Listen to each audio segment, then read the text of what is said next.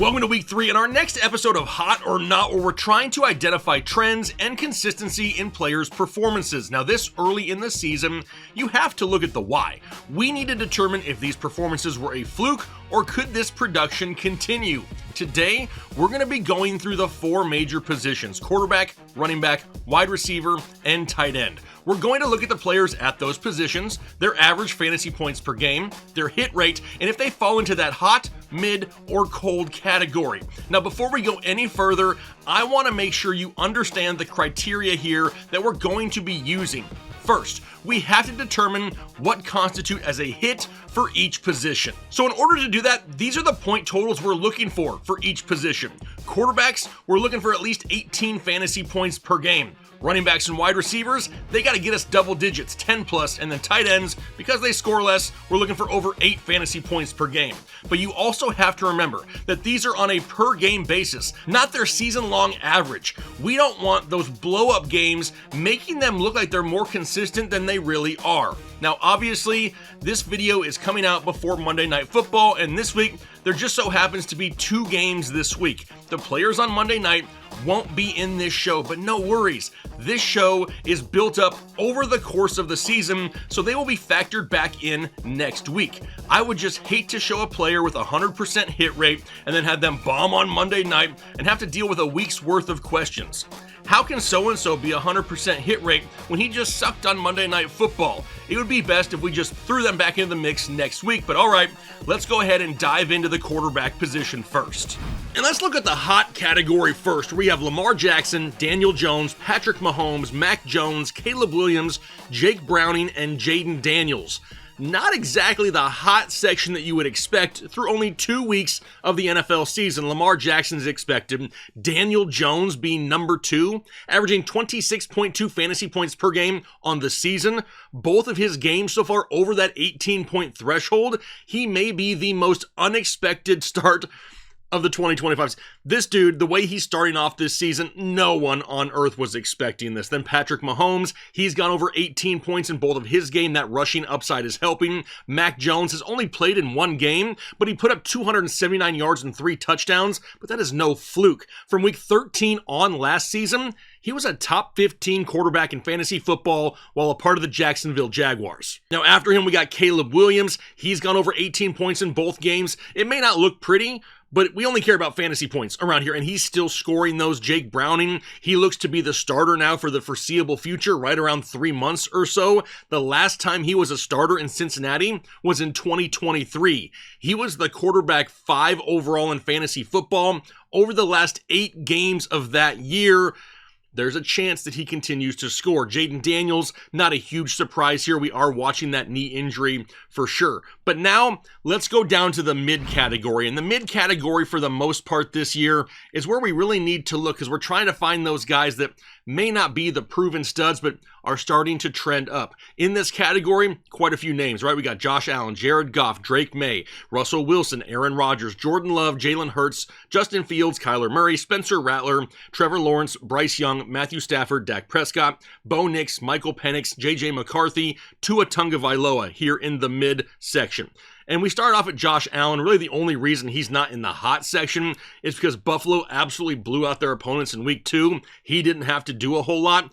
Not worried about Josh Allen, but we have seen this in the past in Buffalo before. When they get huge leads, they'll either, pull back the reins. We've seen Mitchell Trubisky come into late games at times before in the past in Buffalo. Jared Goff, really saw him bounce back in week 2, right? Week 1, overall for Detroit, not great. Give credit to the Packers that week. Jared Goff, probably somebody who stays in the upper mid to hot category. Drake May, throwing the ball really well, racking up some passing yards here to start the season. Russell Wilson said, piss on it, I'm going to just start throwing the ball deep down the field to Malik Neighbors all the time. He put up a huge number in week 2. Aaron Rodgers, somewhat of a disappointment last week. Jordan Love, Hopefully they can keep it going in Green Bay, right? We're going to be without Jaden Reed. Maybe Matthew Golden can actually be a thing at some point here. That would be great. Jalen Hurts after him, and obviously they're still not throwing the ball a ton in Philadelphia. He's also not having to run a lot. Saquon Barkley playing great football. Jalen Hurts isn't having to go out there and put up huge stat lines for the Eagles to win. I wouldn't be surprised if he stays in this mid-category most of the year. Justin Fields had a down week 2. Now he's in concussion protocol. Kyler Murray, imagine what this dude could be if he could find Marvin Harrison Jr. down the field. The numbers would be so much better, and he may actually stay in the hot category if that were to happen. Spencer Rattler of the New Orleans Saints, they're always going to be playing from behind. He's always going to have that opportunity to have huge passing volume each week. Now, not a ton of high-tier options for him to throw to, but at least it boosts that overall volume. Trevor Lawrence hasn't looked great to start the season. Bryce Young turning the ball over way too much. Than Matthew Stafford looked pretty good in week 2, really building up on that chemistry with Devontae Adams. Dak Prescott, they're going to have to continue to throw the ball each and every week. Bo Nix, really need Denver to kind of continue to pick it up. Week 2 is an improvement from week 1. Really just have to find a way to include Cortland Sutton each and every week and not have him disappear at times. Michael Penix Jr. really needs Drake London back and 100% healthy. He's not healthy right now. J.J. McCarthy looks a little bit nervous in the pocket too frequently for me. He's not locking on to Justin Jefferson. He's really struggling moving the ball down the field. They're having to use TJ Hawkinson more as a blocker than a receiver. That's really dropped down his production. And then lastly, Tua Tagovailoa in Miami. Miami's kind of a dumpster fire. We're 2 weeks into the season. You really don't know what to expect. Everybody's pissed off this early. It's a lot of drama in Miami. I wouldn't be surprised if he remains a little bit more boom or bust as well. And then we get down to the cold section, and as of right now, Joe Flacco, Sam Darnold, and Cam Ward. Neither one of these 3 quarterbacks have exceeded that 18-point threshold to give themselves a hit for the week. And because of that, we're going to find them down here in the cold section. At some point, they're going to have a decent game. Sam Darnold in week 2, full disclosure, dude scored 17.9 fantasy points. He was like right there on the cusp. So he probably has an opportunity to at least get up into that mid category. Cam Ward, gonna take a little bit of time, right? He's developing as a rookie, but probably going to be a little bit slow going at the start. Now, obviously, once again, just a reminder, this does not include Justin Herbert, CJ Stroud, Geno Smith, or Baker Mayfield. They're playing on Monday Night Football. We'll throw them back into the mix, and they'll be in next week's show. But all right, now we move on to running backs. And here in the hot section, we got James Cook, Javonte Williams, Jonathan Taylor, Bijan Robinson, Christian McCaffrey, Devon Achane, Travis Etienne, Saquon Barkley, Chuba Hubbard, J.K. Dobbins, Jalen Warren, Jahmyr Gibbs, Josh Jacobs, Alvin Kamara, and James Conner. All of these guys have surpassed that 10-point threshold to be a hit each of the first 2 weeks of the season. That's why they're in the hot category for James Cook. I remember a lot of fantasy outlets this offseason saying, hey, there's no way Cook could repeat what he did last year. He's going to regress so much. That's why he's being drafted later. We kept him up inside our top 12. Sure, a little bit of regression could happen, but it's not happening. He's still out there scoring touchdowns every single week. How about Javonte Williams? He is a surprise on the other hand. There's no other backs in Dallas that are really going to threaten for a larger role with the way that Javonte Williams is playing. He's running hard. He's finding the end zone. He's scored at least 10 fantasy points. He's averaging 20.8 fantasy points per game on the season. Huge start for Javonte Williams. Jonathan Taylor really picking up where he left off last season. Bijan Robinson, no surprise there. Christian McCaffrey, no shock as well as long as he's healthy. Devon Achane, not a shock as long as Tua stays upright. Travis Etienne, he is a surprise, right? He's playing great, even though he's currently in like a 60-40 split with Baishal Tutin. So let's see how that split goes the rest of the season. But obviously right now, Travis Etienne playing good. Saquon Barkley, no surprise. Chuba Hubbard getting all that volume in Carolina. He continues where he was at in 2024. He's off to a hot start. J.K. Dobbins, this is totally expected if you paid attention over the last couple of years. When J.K. Dobbins has been healthy over the last 2 seasons, he has been one of the most efficient running backs in the NFL. I know it's not sexy, he's had a ton of injuries, but he's playing pretty well once again to start off 2025. Jalen Warren, he's starting off hot. Why? Caleb Johnson he's non-existent at this point, and after the mistakes that he made in week 2, It may stay that way for a while. Jahmyr Gibbs is no surprise. Josh Jacobs is no surprise. Alvin Kamara, his targets did jump up to 6 in week 2, up from only 2 targets in week 1. That's definitely going to help his weekly floor. And then James Conner, not overly surprised here. This is pretty typical when he's healthy. But now let's transition down to the midsection, where we got Derrick Henry, Dylan Sampson, Ramondre Stevenson, Kyren Williams, Kenneth Walker, DeAndre Swift, Breece Hall, Chase Brown, David Montgomery, Aaron Jones, Ja'Cory Krosky-Merritt, or Bill, Byshell Tootin, Cam Scadaboo, and Zach Charbonnet. Now, obviously, Derrick Henry at the top had a down week 2, not overly concerned about him hopping back up into that hot category here in the near future. Dylan Sampson had a huge week 1 in the passing game, still involved in that passing game for sure, but honestly, that Cleveland offense as a whole just isn't going to give him a whole lot of opportunity to find the end zone each and every week. Ramondre Stevenson, this role is to not be ignored. A lot of people came into week 2 hearing that the Patriots were going to make some changes to their backfield touches. Everyone on earth, everyone thought it was going to be Travion Henderson. It was actually Ramondre Stevenson who out-touched Henderson both on the ground and in the air. Now, after him was Kyren Williams. He couldn't find the end zone. He had one vultured in week 2 by Blake Corum. Not overly concerned there. He should bounce back as well. Kenneth Walker, this is a prime example as to why you do not panic early in fantasy football. After 1 week, everyone on earth was complaining about drafting Kenneth Walker. Then after 2 weeks, everyone is clamoring to throw him back in their starting lineups. Then we get DeAndre Swift in that Chicago offense. It's full of weapons. He's still producing at 10.2 fantasy points per game, but has only crossed that number 1 time here out of his 2 games played. Then we get Breece Hall. They fell behind so early in week 2, they couldn't commit to the run. Not overly worried about him. Chase Brown, now with no Joe Burrow for potentially 3 months, that could limit the scoring opportunities to Chase Brown, really make him a little bit more boom or bust. David Montgomery sitting at 9.5 on the season, has only crossed that 10-point mark in 1 of their 2 games though. Aaron Jones, probably going to miss a little bit of time with a hamstring injury. He's already doubtful for this week in week 3, so he's a name we need to pay close attention to. Ja'Cory Krosky-Merritt, the injury to Austin Eckler could definitely boost his volume, give him more of an opportunity to find that hot zone at some point. Then Byshell Tootin after him in that 60-40 split with Travis Etienne. It's going to be really hard for him to be startable and find that hot category unless he can score touchdowns each and every week. Cam Scadaboo, really saw him getting more work in week 2, and that could definitely be a sign of things to come. And if Russell Wilson can continue to throw the ball down the field with success, that's going to open up running lanes for Cam Scadaboo. And then lastly, Zach Charbonnet. A lot of people have no idea what to expect in the Seattle backfield.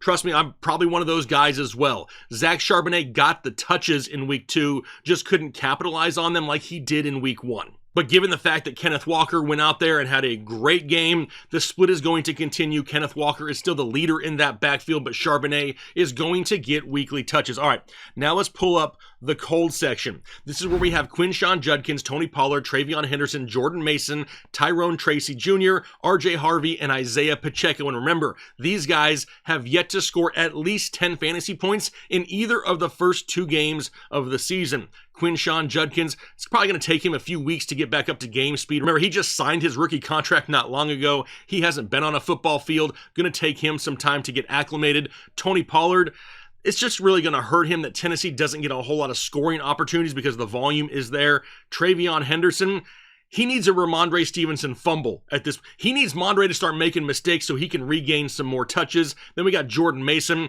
with Aaron Jones potentially missing time. Jordan Mason is not only going to skyrocket up the rankings, but he's probably really going to improve his consistency as well. He was already getting volume with a healthy Aaron Jones. It could definitely take that next step forward without Aaron Jones. Then we get Tyrone Tracy, and with Cam Scadaboo coming in and really producing pretty solid, that's only going to take volume away from Tyrone Tracy. He probably stays in the cold section. Then we get RJ Harvey. With J.K. Dobbins playing so well, it's really hard for them to give more to RJ Harvey. He doesn't look bad whatsoever, but he's also not getting enough volume to really be consistent enough in fantasy football. And then Isaiah Pacheco.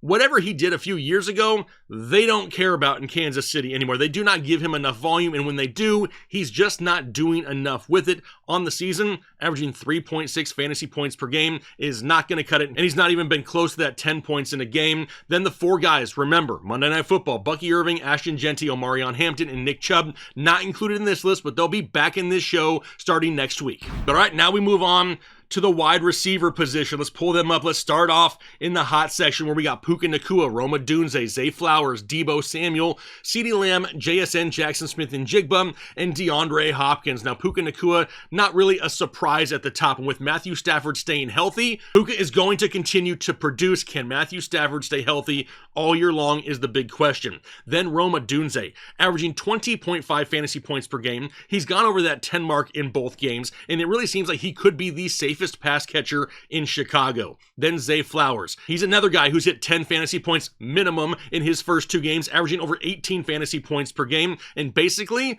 Lamar is ignoring all the other wide receivers for just Zay Flowers until they get inside the red zone. Then he's throwing touchdowns to DeAndre Hopkins and Devontae Walker. Now, after Flowers, we got Debo Samuel, and this right here is like a proud dad moment. I'm pretty sure I was the only guy on the bandwagon of Debo Samuel this entire offseason. I beat that drum until the damn drum broke, and people just did not like it. Debo Samuel, as of right now, the wide receiver 4, averaging over 16.5 fantasy points per game. Terry McLaurin hasn't looked great just yet. Jaden Daniels is dealing with a knee injury, and if he does play, he could be limited on the ground, which means what? More Debo Samuel. He's scored over 10 points in both of the games this season. Same with CeeDee Lamb, no surprise there. JSN is on a crazy pace right now. Sam Darnold has laser-focused vision on JSN, on Jackson Smith and Jigba. 10 plus targets a week should be a given, should keep him hot. And then DeAndre Hopkins. This one is hard for me to trust that he stays in the hot section, right? He only played in 18% of the snaps in week 2. Both weeks, he scored a touchdown on a big passing play. He's going to have more than 4 targets over 2 games for this to really continue, unless he's literally going to go out and score a touchdown on the 1 or 2 catches that he gets every single week. But now let's move down to that midsection, and there's quite a few names here. We got Malik Neighbors, Amon-Ra St. Brown, Jamar Chase, Wan'Dale Robinson, Devontae Walker, Devontae Adams, Troy Franklin. Then we got Garrett Wilson, Keon Coleman, Michael Pittman, Cedric Tillman, Tedero McMillan, Hunter Renfrow, Jamison Williams, De'Ami Brown, Justin Jefferson, Kayshawn Booty. Then we got Marquise Hollywood Brown, Jalen Waddle, Tyreek Hill, Ricky Pearsall. Need a damn drink here in the middle of this list. This one's long. Then we got Juwan Jennings, DK Metcalf, George Pickens, Rashid Shaheed, Marvin Harrison Jr., Romeo Dobbs, T. Higgins, Tyquan Thornton, Calvin Austin III, Chris Olave, Kevontae Turpin, Cortland Sutton, Alec Eomenor. Then we got Cooper Kupp, Jaden Reed, Elijah Moore, and Torrey Horton. Damn near needed an oxygen break in the middle of that list, but Malik Neighbors, obviously we saw him unlocked by Russ last week. Hopefully that continues. Amon-Ra St. Brown finding the end zone multiple times. We're used to that over the years. He should find his way into that hot category as the season continues. Jamar Chase had himself a huge week 2. What happens now with Jake Browning going forward? Well, we've seen this combo before, and in 2023, when Jake Browning was the starting quarterback, Jamar Chase only averaged 9.5 fantasy points per game, so there is a little bit of a chance that he stays boom or bust at some points. Then we got Wan'Dale Robinson. Having him getting targets is not a new thing. Having them being catchable and down the field is, and that could lead to more big-time games for Wan'Dale Robinson, who we've talked about so many times this year. Then we get Devontae Walker in Baltimore.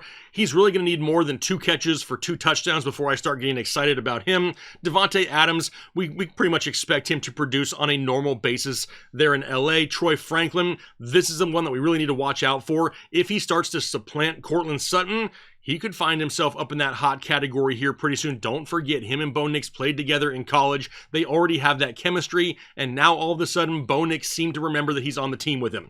Then we got Garrett Wilson, going to see a lot of volume weekly. Keon Coleman, going to be boom or bust. A lot of people didn't understand why we didn't have Keon Coleman ranked higher in week 2. For exactly the reason that we saw in week 2. Buffalo got out to a big lead. They didn't have to throw the ball. Don't forget, they were playing catch-up majority of the game in week 1. There were a ton of points scored in that game. That's not going to happen all the time to Buffalo. Keon Coleman, probably going to be in this mid-category most of the season. Really boom or bust. Michael Pittman, he could stay here if Daniel Jones continues to play in that blacked out state that he's currently playing in, where he's just playing out of his mind. That's something to pay attention to. Cedric Tillman, going to be touchdown dependent in Cleveland. Not a lot of touchdowns going around the way in Cleveland. Tedero McMillan took a step forward in week 2. Hopefully he continues to see more volume. Hunter Renfrow on the same team found the end zone twice in week 2. That's probably not going to happen, and his value is somewhat capped because when Jalen Coker comes off the IR, Hunter Renfrow is going to be the guy that really takes the biggest hit when it comes to looks. Then Jamison Williams, more than likely going to stay boom or bust. We saw more of a boom in week 2. De'Ami Brown, probably the most consistent wide receiver right now in Jacksonville, getting some shots down the field, and Brian Thomas Jr. has not looked like himself. Justin Jefferson, playing great. We just need J.J. McCarthy to stay consistent. That's the only thing holding him back. Kayshon Boutte had a big-time week 1. Only 1 target, 1 catch, but a touchdown in week 2. He has to be a part of that passing offense going forward. Then we got Marquise Hollywood-Brown. Didn't produce the way we wanted him to in week 2. We really expected more volume, more targets, right? Xavier Worthy is hurt. Well, at some point, Worthy comes back and Rice comes back. That's going to hurt the value of Marquise Hollywood-Brown. Jalen Waddle found the end zone, had a decent week 2. Haven't really seen that consistency. We need to pay attention to him over the next few weeks. Same with Tyreek Hill. Finally got a big play down the field to Tyreek. Tua couldn't hit him in stride that deep, but at least he made the big catch. Ricky Pearsall with Mac Jones isn't the same as Ricky Pearsall with Brock Purdy, but Mac Jones looked really good. Just going to take some time for those two to build some chemistry. There really is a chance that he continues to pop off at times this season. Then we got Juwan Jennings in San Francisco. Same thing goes for him. DK Metcalf. I expected a lot more out of DK and Aaron Rodgers going up against Seattle in that revenge game. He caught the touchdown, but not much else outside of that. George Pickens finally had himself a good game in week 2. It was great to see him utilized in that offense, but it was a game that went into overtime. It needed extra time. George Pickens still needs more targets. He really needs to be right around that 8 target per game range in order for him to climb up into that hot spot. Then we had Rashid Shaheed, not really buying into this. The New Orleans offense just doesn't score enough points. Marvin Harrison Jr. probably going to be in this midsection majority of the year, because he just can't seem to get more than 5 or 6 targets per game. He is running open down the field, and Kyler Murray just does not look his way. I actually talked to a commenter earlier in the day, and he was like, I watched the game. He's wide open down the field. Murray just doesn't see him. He doesn't see him on the outside. He sees Trey McBride across the middle, but he just cannot see Marvin Harrison Jr. My only rebuttal to that is, well, he saw DeAndre Hopkins on the outside in the past. There has to be another reason why they just aren't force-feeding Marvin Harrison Jr. more. Then we got Romeo Doubs with all the options in Green Bay. He could be hit or miss. Same with T. Higgins, now with Jake Browning under center. Tyquan Thornton caught the big touchdown. He'll take a hit in volume with the return of Xavier Worthy and Rashee Rice when he comes back. Then we got Calvin Austin. A lot of people expected big things from him in week 2 after week 1. Going to be another boomer bust type guy. Chris Olave in that New Orleans offense, not a lot of touchdown upside. Kevontae Turpin could have that upside in the Dallas offense, just not quite going to get enough volume yet. Cortland Sutton was a big bust in week 2. That killed a lot of people. No, while I don't expect them to just completely forget about Cortland Sutton, the emergence of Troy Franklin could make him slightly more boom or bust. Then we have Alec Eomenor in Tennessee. He's building that chemistry with rookie quarterback Cam Ward. He could definitely improve on what we saw in week 2 for sure. Cooper Kupp was involved in week 2. Can that continue? He may not have that ceiling that we've seen in the past, but if he can get a solid 8 or 9 targets, 5 or 6 catches, 60, 70 yards a week, we have a chance for him to be on the verge of 10 fantasy points per game. Jaden Reed just broke his collarbone, so he's probably going to fall down this list over the next few weeks. Then we got Elijah Moore in Buffalo. A solid game, but not somebody who's going to see consistent enough targets each and every week to really climb up into that hot section. Torrey Horton in Seattle does have that opportunity, and it's really going to take him a little bit of time to earn more volume in this offense. There's just so much going the way of Jackson Smith and Jigba, but we saw Torrey Horton score a touchdown in week 2. He could definitely build off that momentum for sure. But now let's talk about the guys in the cold category. We got guys like Jerry Jeudy, Brian Thomas Jr., Josh Palmer, DJ Moore, Stephon Diggs, Drake London, Calvin Ridley, Khalil Shakir, Terry McLaurin, Josh Downs, Devontae Smith, Travis Hunter, A.J. Brown, and Matthew Golden. Now remember, these are the guys that have yet to cross over 10 fantasy points in either of their first 2 games of the season. Jerry Jeudy not getting the volume from Joe Flacco like many expected. Brian Thomas Jr., I talked about this all offseason long, and people thought I was damn crazy. I put in so many videos this offseason on how, you know what, I love Brian Thomas Jr., but I'm just going to avoid him. There's too many red flags for him this year we're seeing them come to fruition. Josh Palmer, not going to be featured in this offense with guys like Khalil Shakir and Keon Coleman. We also got like Dalton Kincaid and Dawson Knox. Too many mouths to feed in Buffalo for Palmer to really be consistent, more than likely. Same thing for DJ Moore, right? So many weapons in Chicago, and right now Rome Odunze seems to be the favorite target of Caleb Williams. Stephon Diggs kind of going to be just a jag, right? Just a guy there in New England. Then we'll go down to Drake London. I know the first 2 weeks were a disappointment, but don't read in too much to week 2. He was out there as a decoy. He is not 100% healthy. He's still dealing with that shoulder injury. And while I wish the NFL, and the Falcons in this case, would just rule out players, they love to put him out there as a decoy, take away defensive attention, open up the field somewhere else for a different player.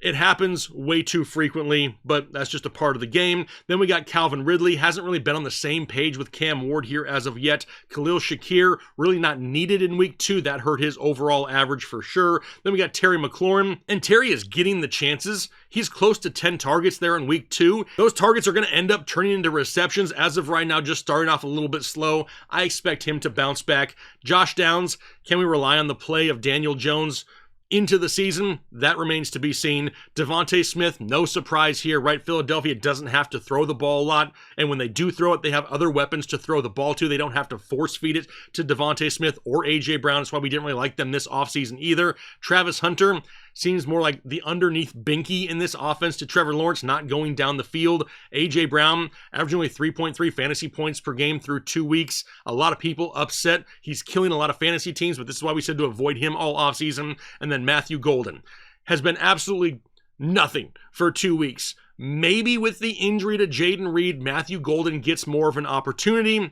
Maybe we just see the ball going more to Dontavian Wicks and Romeo Doubs. Another one of those offenses with just so many weapons, it's hard to commit 8+ targets to just one guy each and every week. But then remember, we got Monday Night Football. The guys who we couldn't include in this list are like Quentin Johnston, Emeka Ibuka, Keenan Allen, Trey Tucker, Ladd McConkey, Jacoby Myers, Nico Collins, and Mike Evans. They will rejoin the mix. They'll be back in the list in next week's show, so be sure to stay tuned. All right, now let's move on to the tight end position. Let's start off in the hot section where we have Tucker Kraft, Zach Ertz, Juwan Johnson, Tyler Warren, Trey McBride, and Travis Kelce. Now remember, for tight ends to be a hit, they only need 8 fantasy points per game. Tight ends just don't score as much. And if I kept that at the 10 like it is for running backs and wide receivers, it's going to look like even top 12 guys suck. So remember, it's 8 points for a hit for tight ends. And for Tucker Kraft, he started off hot, right? He's had over 10 fantasy points in each of his first 2 games. He's averaging 15.2 fantasy points per game. And now the injury to Jaden Reed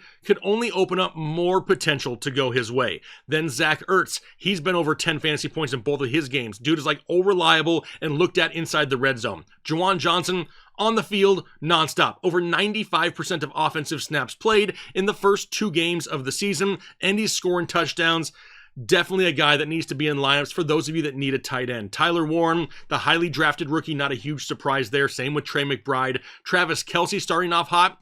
He's bound to be right around here, right? At least until Xavier Worthy and Rashee Rice come back. Once that happens, Travis Kelce probably going to start trending towards that cold section. Now, after that, we need to move down to the mid-tier guys where we got Dalton Kincaid, Harold Fannin, Jake Ferguson, Kyle Pitts, Sam Laporta, Noah Fant, Jonnu Smith, Jatavian Sanders, A.J. Barner, and Hunter Henry. Now, Dalton Kincaid, similar to what we talk about with the wide receiver position, just a lot of mouths to feed, and when Buffalo gets up by a lot, they don't have to throw a whole lot. Harold Fannin getting tons of volume, racking up receptions, not a lot of yards, not a lot of touchdown upside in Cleveland. Then Jake Ferguson, we know that Dak is going to air it out a ton. Jake Ferguson is kind of like the third wheel, right? We got CeeDee Lamb, we got George Pickens, and then we get to Jake Ferguson, so he's really not going to have that huge ceiling when it comes to volume. Kyle Pitts, dude is going to be a top 10 to top 12 tight end the entire season. We're already starting to see that the numbers aren't huge, but it's enough to keep him up inside that top 12. Sam Laporta, so many mouths to feed in Detroit.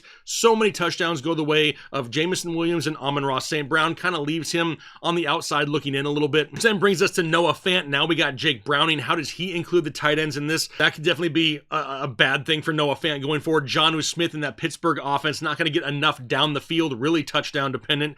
Ja'Tavion Sanders, same thing. Not a lot of touchdowns to go around in Carolina, and when they are in that red zone, when they are super close, they're looking the way of Hunter Renfrow, not Ja'Tavion Sanders. Then we had A.J. Barner in Seattle. Had himself a decent week 2. Can he continue that momentum? Going to be really hard with Cooper Kupp and Torrey Horton and JSN, Jackson Smith and Jigba. And then Hunter Henry. Really expected more from him in week 2. We did not see it in week 2, and that was a disappointment to a lot of people. He really seemed to be one of the favorite targets of Drake May in this offense, but they really didn't need him. They were getting so many big plays from the likes of Ramondre Stevenson or their special teams, they didn't have to force him the ball down the field. Which is then only going to leave us the cold section where we got Dallas go dare, because right now I'm feeling fancy. Brenton Strange, David Njoku, Pat Freiermuth, Cole Kmet, Dawson Knox, Evan Ingram, TJ Hawkinson, Mason Taylor, Colston Loveland, and Mark Andrews. And for Dallas Goedert, I know he's been injured. He hasn't been out there for both games, but even when he's healthy, alongside Devontae Smith and A.J. Brown, it's really hard for him to get consistent volume. Brenton Strange not able to go down the field much. De'Ami Brown's taking away some of those looks. David Njoku is losing too much volume to Harold Fannin. Pat Freiermuth, such a low ceiling, only racking up like 2 catches a game for like 20 yards. Really hard to be reliant on that. Cole Kmet splitting with his own teammate Colston Loveland, plus they still have DJ Moore and Roma Dunze and Luther Burden. Really hard for him to be involved. Dawson Knox is getting some looks. He's splitting too many targets in that offense. Evan Ingram, sucks that he's starting off here in the cold session, but don't read into week 2 too much. I mean, he was out there playing hurt. We've talked about these players playing a decoy role. That was Evan Ingram in week 2. He's not 100% healthy as of right now. TJ Hawkinson spending too much time blocking for JJ McCarthy than running routes down the field. Mason Taylor hasn't really been able to be involved in that offense, which is kind of weird because they're really lacking offensive weapons. Colston Loveland we already talked about. And then lastly, Mark Andrews. Dude is averaging 1 fantasy point per game. And this is why we have avoided Mark Andrews for years on this channel. He can rack up touchdowns in a hurry. But if he doesn't score a touchdown every single game, he absolutely kills your fantasy lineup. So I fully expect him to have a few big games at some point. But Isaiah Likely is nearing return, and that doesn't bode well for Mark Andrews. That only gives him another guy to compete with. And with the way that Lamar Jackson is spreading the football around, I wouldn't be surprised if Mark Andrews busts more than he booms in 2025. But then lastly, don't forget the guys that are playing on Monday Night Football like Dalton Schultz, Michael Mayer, Will Dissly, Brock Bowers, Cade Otton. Not in this list, but they will rejoin the mix in next week's episode.